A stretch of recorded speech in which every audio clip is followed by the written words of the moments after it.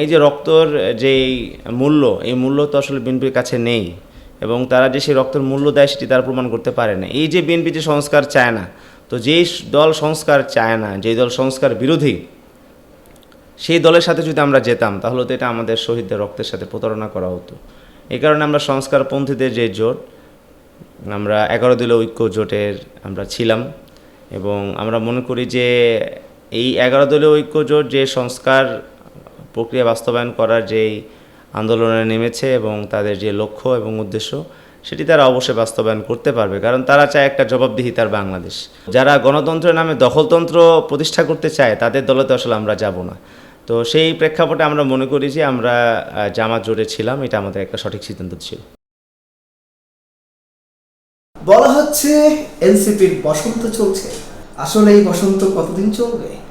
জাতীয় নাগরিক party NCP সারা বাংলাদেশের মানুষের কাছে বোঝাতে সক্ষম হয়েছে যে আসলে তারা কি চায়। আমরা যে একটা নতুন বন্দোবস্তের বাংলাদেশ, একটা নতুন শাসন কাঠামোর একটা বাংলাদেশ যে আমরা চাই, আমরা যে বিদ্যমান সংবিধানের পরিবর্তন করে এমন একটা সংবিধান চাই যে সংবিধানটা আমাদের সাম্য, মানবিক মর্যাদা, সামাজিক সুবিচার, যেটা কিনা আমাদের মুক্তিযুদ্ধের মূল প্রতিপাদ্য বিষয় ছিল, সেটা নিশ্চিত করবে। সেই জিনিসটা আমরা জনগণের সামনে বোঝাতে পেরেছি।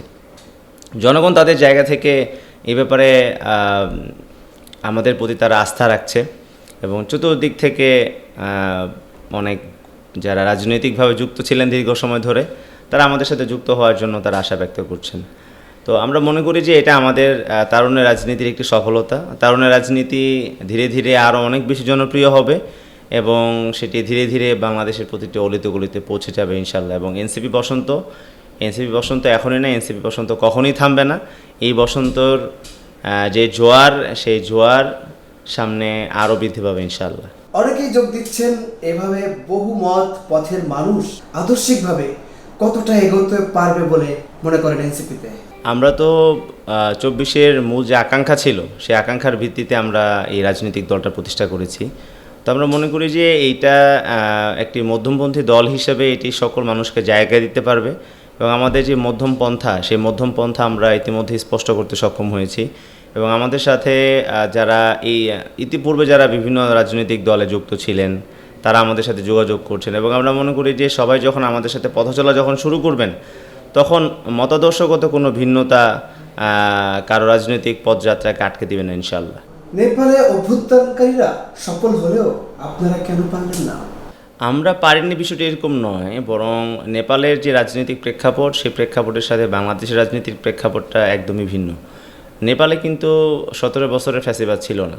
নেপালে একটি দুর্নীতিবিরুদ্ধে আন্দোলন হয়েছে, জেনজিরা তার রাস্তায় নেমেছে, গণঅভ্যুত্থান ঘটিয়েছে। কিন্তু বাংলাদেশের পরিস্থিতি যদি আপনি বিবেচনা করেন, বাংলাদেশের গত 54-55 বছরে এই দেশের মধ্যে যারা খুঁটি গেড়েছে এবং গত 17 বছরে যেভাবে আওয়ামী লীগ তার ফ্যাসিবাদী কাঠামোকে বাংলাদেশে প্রতিষ্ঠা করেছে, একটা ফ্যাসিবাদ যাওয়ার পরে কিন্তু ফ্যাসিবাদের যে র্যাশ, এটা কিন্তু বহু বছর থেকে যায় এবং যারা এই ফ্যাসিবাদের আমলে ভুক্তভোগী তারা কিন্তু বিভিন্ন স্তরে স্তরে কিন্তু বিদ্যমান থাকে। তো এই অবস্থা কিন্তু নেপালে বিরাজমান ছিল না, এটা বাংলাদেশে বিরাজমান ছিল। তো সেই বিরাজমান পরিস্থিতির শিকার কিন্তু আমরা হয়েছি। আমরা যখন অভ্যুত্থানের পরে যখন দেশকে নতুন করে গড়তে চেয়েছি তখন পদে পদে আমরা বাধাগ্রস্ত হয়েছি। আমরা বলেছিলাম যে বর্তমান যেই বাংলাদেশের সংবিধান, সেটা একটা চিরস্থায়ী জরুরি অবস্থা। এই সংবিধানকে মেনে যখন আমরা রাষ্ট্র পরিচালনা করব তখনই কোনো না কোনো একটা জায়গা আমাদেরকে আটকে যেতে হবে, কারণ এই সংবিধান তো মানুষের মূল যে লক্ষ্য ছিল সাম্য, মানবিক মর্যাদা, সামাজিক সুবিধা, সেটা পূরণ করতে এই সংবিধান সক্ষম নয়। তো আমরা কিন্তু এই সংবিধানকে ছুঁড়ে ফেলতে চেয়েছি, আমরা কিন্তু পারিনি। আমরা অনেক কিছু করতে চেয়েছি যেগুলো আমাদেরকে করতে দেওয়া হয়নি। এই যে আমাদেরকে পদে পদে বাধাগ্রস্ত করা হয়েছে, যার কারণে আমরা আসলে একটা বাংলাদেশের একটা আমূল পরিবর্তন আমরা ঘটাতে সক্ষম হইনি, সেটা কিন্তু আসলে নেপালে দেখা যায়নি। তারা এর আগে যে পলিটিক্যাল পার্টি ছিল, একটা বিদ্যমান পলিটিক্যাল পার্টিতে তারা এন্ট্রি করেছে এবং সেখান থেকে তারা জয়লাভ করেছে, তারা ক্ষমতা তারা গিয়েছে। কিন্তু বাংলাদেশের প্রেক্ষাপটটা কিন্তু একদমই ভিন্ন। আমরা আসলে বিদ্যমান যে রাজনৈতিক দল যদি আমরা বলি, বিএনপি বা জামাত, দুইটা যেহেতু প্রধান রাজনৈতিক দল হিসেবে আছে, কোনো রাজনৈতিক দলে গিয়ে আসলে আমাদের মূল যে আকাঙ্ক্ষা, জুলাই স্পিরিট, এই স্পিরিটটাকে আসলে আমরা সেখানে প্রতিফলিত করতে পারতাম বলে আমাদের কাছে মনে হয় না। বরং আমাদের কাছে মনে হয়েছে যে জনগণ নতুন কিছু আসলে দেখতে চায়, যাদেরকে অনেক কিছু যারা অনেক প্রতিশ্রুতি দিয়ে বিভিন্ন সময় ক্ষমতায় গিয়ে জনগণের প্রত্যাশাটাকে পূরণ করতে পারেনি, তাদের রাজনৈতিক দলেই যদি আবার আমরা পদার্পণ করি, তাহলে তো জনগণ আসলে সেই হোপটা পাবে না, তাদের আশাভঙ্গ হবে। তো আমরা জনগণের আশাভঙ্গ হোক সেটা কখনোই আমরা চাইনি। আমাদের কাছে মনে হয়েছে যে আমরা নতুন রাজনৈতিক দল গঠন করলে আমাদেরকে অনেক ধরনের সংকটে পতিত হতে হবে, এবং সেই সংকটে আমরা যদি পতিত হইও তারপরেও সেই সংকট মোকাবেলা করে যদি আমরা এগিয়ে যেতে পারি, তাহলে অবশ্যই নতুন কিছু করা সম্ভব। এই কারণে কিন্তু দেখবেন যে আমাদের যে 6 জন পার্লামেন্টে গিয়েছে, তারা হয়তো সংখ্যায় 6 জন, কিন্তু তাদের যে ভয়েস, এই ভয়েসটা কিন্তু পিপলস ভয়েস, জনগণের কণ্ঠ। সেই জনগণের কণ্ঠ কিন্তু তারা সংসদে ইতিমধ্যে প্রতিষ্ঠা করতে সক্ষম হয়েছে, এবং জনগণ কিন্তু আমাদেরকে সাদরে গ্রহণ করছে। জনগণ চাচ্ছে যে তরুণদের যে কণ্ঠস্বর, তরুণদের যে চিন্তা এবং ধারা, সেই ধারা যদি তারা প্রতিষ্ঠা করতে পারে বাংলাদেশের তৃণমূল পর্যায়ে, স্থানীয় পর্যায়ে, তাহলে বাংলাদেশের মধ্যে অবশ্যই তারা নতুন কোনো পরিবর্তন নিয়ে আসতে পারবে। এবং মানুষ কিন্তু আসলে এই পরিবর্তনটাকে পছন্দ করছে, যে আমরা যে নতুন পরিবর্তনের কথা বলছি।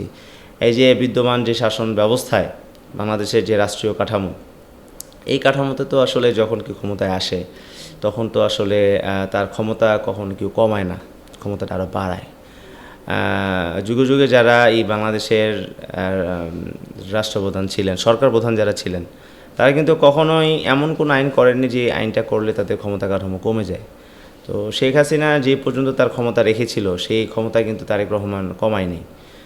বিএনপি কিন্তু কখনোই সেই ক্ষমতা কমাবে না, বরং একই অবস্থা রয়েছে। এবং এটা যদি তারা আরও বাড়াতে চায়, তাহলে কিন্তু আরও অনেক ধরনের সমস্যার সম্মুখীন হবে। এবং দেখুন, এই কাঠামো কিন্তু আসলে নেপালে কিন্তু নেই। নেপালে কিছুটা হলেও জবাবদিহিতার জায়গা আছে। নেপালের যদি আপনি খেয়াল করেন, নেপালের সুপ্রিম কোর্টে কিন্তু রাজনৈতিক দলগুলো এত আধিপত্য বিস্তার করে না যেরকমভাবে বাংলাদেশের মধ্যে করে।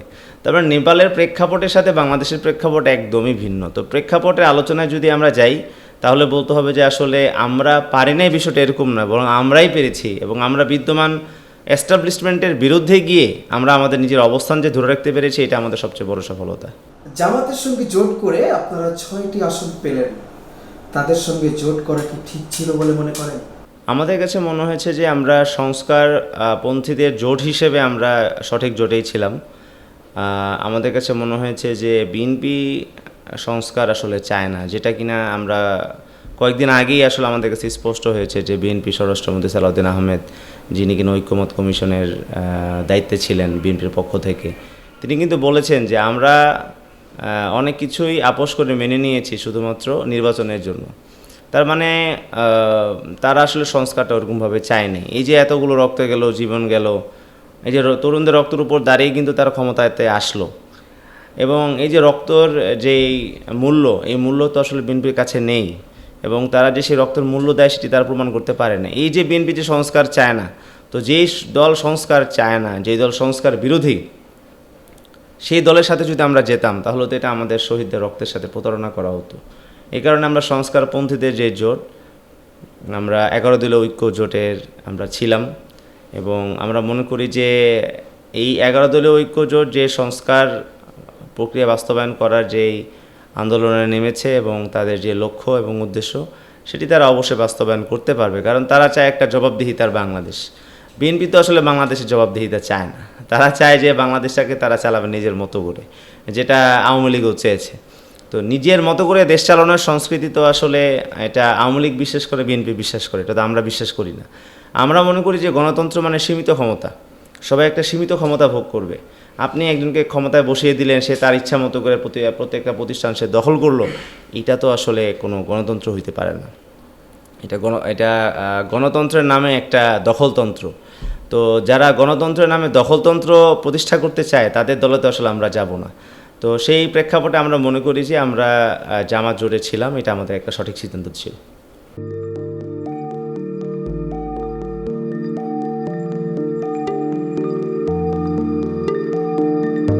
পহেলা জানুয়ারি 2026 ইউটিউব জার্নালিজমের অগ্রদূত changeTV.press সংগ্রাম মুখর 7 বছর পেরিয়ে পা রাখলো গৌরবান্বিত 8 বছরে। এই আনন্দ প্রহরে সবাইকে নিরন্তর শুভেচ্ছা। আমি নিজেকে ধন্যবাদ মনে করি, আমি সৌভাগ্যবান চেঞ্জ টিভির পক্ষ থেকে আমার সাক্ষাৎকার নেওয়ার জন্য তারা আসছেন। এবং চেঞ্জ টিভি দীর্ঘ 8 বছর ধরে এই কাজগুলি করছে। আমি তারা অনেক ভালো কাজ করেছেন, দেশের মানুষের সুখ দুঃখের কথা প্রত্যক্ষ তুলে ধরছেন। আমার আশা থাকবে চেঞ্জ টিভি সামনের দিকে উত্তরোত্তর আরও সমৃদ্ধ হবে। একটাই শুধু আমাদেরকে উপদেশ দিতে চায় তাদের কাছে, সেটা হচ্ছে সত্য কথাটা মানুষের সামনে তুলে ধরা, মানুষের ভিতরে কি চায় তাদেরটা তুলে ধরা, মানুষের প্রত্যাশা তুলে ধরা, এবং মানুষের মধ্যে এই যে দেশাত্মবোধটা এবং সত্যবাদীটা এটা জাগরণ করে চেঞ্জ টিভির সামনের দিকে এগিয়ে যাবে। এবং যারা দেশের কথা চিন্তা করে এবং দলমত নির্বিশেষে যে লোকগুলো আছে তারা দেশের কথা চিন্তা করে, দেশের উন্নয়নের কথা চিন্তা করে, কোনো পক্ষপাতিত্ব করে না, তাদের বক্তব্য দেশের মানুষের তুলে ধরা, এই কাজগুলি সামনে এগিয়ে নিয়ে যাবে, এটা আমাদের প্রত্যাশা। অনেক ধন্যবাদ আপনাদেরকে, দেশবাসীকে, দেশবাসী পক্ষে সবাইকে আমি ধন্যবাদ জানাচ্ছি। changeTV.press, এক ফোঁটা হলুদ নেই।